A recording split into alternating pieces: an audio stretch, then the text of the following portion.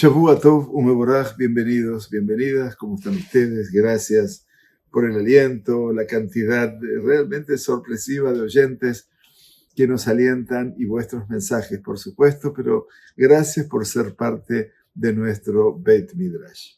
En Perashat Vayeshev, entonces, hablábamos ayer de este difícil encuentro entre Tamar y su suegro, la nuera de Yehudá, Tamar, y Yehudá a sí mismo. Y por eso en la Perashá nos cuenta la historia de Yehudá y de su nuera Tamar. Y vamos a amplificar un poquitito ese escenario para que las personas lo entiendan mejor. Después de la muerte prematura de su primer marido, el hijo mayor de Yehudá, Yehudá la hizo casarse con su segundo hijo, siguiendo la práctica, como decíamos, del Yevum. Es el matrimonio por levirato. Murió quiere decir, murió porque hizo lo mal a los ojos de Hashem, y por lo tanto, para recordar la memoria del difunto, un familiar, en este caso un hermano, si está en condiciones a nivel de edad, se debería casar, desposar, para poder tener un hijo y elevar la memoria del difunto. Sin embargo, el segundo hijo de Yehudá también hizo lo malo a los ojos de Dios y murió.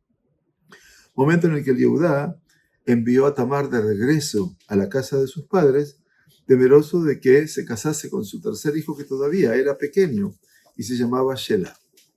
Tamar, decidida a tener hijos, por supuesto, se hizo pasar por una prostituta, decíamos ayer, en el camino mientras Yehudá viajaba hacia el trabajo que había logrado de la esquila. Y entonces, al verla, decíamos ayer, solicitó sus servicios y la embarazó. Cuando se descubrió que estaba embarazada, se asumió que había tenido una relación prohibida, quiere decir, en el devenir de la gente, por lo que iba a ser ejecutada. En el último minuto, cuando ya Yehudá, cuando le dijeron que su nuera estaba embarazada de prostitución y decidió entonces juzgarla con pena de muerte, en ese último minuto Tamar mostró los objetos personales de Yehudá que él le había dado como una seña, como una garantía, que le habría de pagar sus servicios, que en ese momento no tenía. La esquila de los animales o un animal en sí.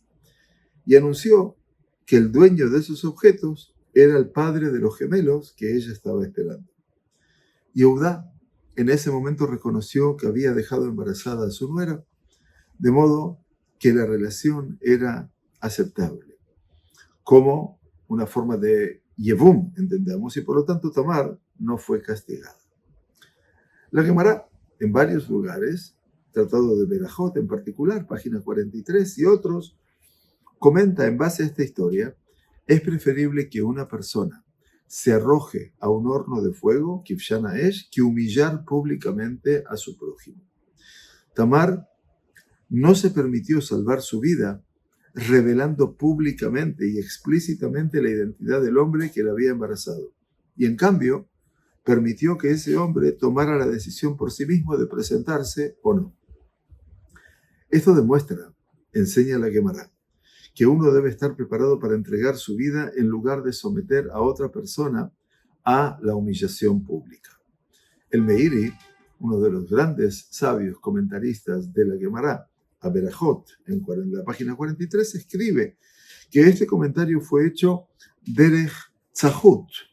Derech tzahut quiere decir retóricamente, llamémoslo así, para enfatizar la gravedad de causar vergüenza a alguien y no se debe tomar como una verdadera directiva halágica. Por el contrario, las Tosafot, los nietos y los alumnos directos de Rashi, a la Gemara de Sotá, así como Rabbeinu Yonah Gerundi, en su obra Sha'aret Teshuvah, en este caso la tercera parte, y el Tashbetz, en su obra Magen Avot, parecen haber entendido la observación de la Gemara en sentido literal como una exigencia de entregar la propia vida para evitar avergonzar a una persona. De todas formas, Rav Meir Yehiel de Ostrovtza, mundo del Hasidut, señaló la importancia del hecho de que la Gemara hiciera esta inferencia a partir de las circunstancias particular de Tamar, quien se negó a nombrar a Yehudá como el padre de esos gemelos. Tamar estaba dispuesta a sacrificar su vida. Le habían declarado pena de muerte. Incluso después de publicar los artículos, los objetos que le pertenecían a Yehudá, es decir, que si Yehudá hubiera decidido permanecer en silencio para proteger su reputación, Tamar habría permitido que la mataran hasta ese nivel. Resulta entonces que Tamar estaba dispuesta a entregar su vida para no avergonzar a alguien que estaba dispuesto a permitir que mataran a una mujer embarazada inocente, con el fin de proteger su reputación. Podríamos haber asumido que una vez que Tamar determinó que Yehudá preferiría que ella muriera antes de admitir de ser el padre, ya no lo consideraría digno de ser protegido de la vergüenza. Pero incluso en ese momento, Tamar se negó a causarle humillación a Yehudá, aunque ciertamente se podría argumentar que él entonces habría merecido plenamente ser avergonzado públicamente, ya que estaba dispuesto a permitir que Tamar y sus fetos, sus criaturas, muriesen para proteger su reputación. La observación del Rebbe de Ostrovtza, Rabbi Meir Yehiel, nos recuerda que incluso las personas que han actuado mal no necesariamente merecen que sus errores sean expuestos públicamente. No podemos suponer que solo, dice el rabino de Ostrovtza, porque alguien haya actuado mal, pierde ipso facto su derecho a la dignidad. Qué importante.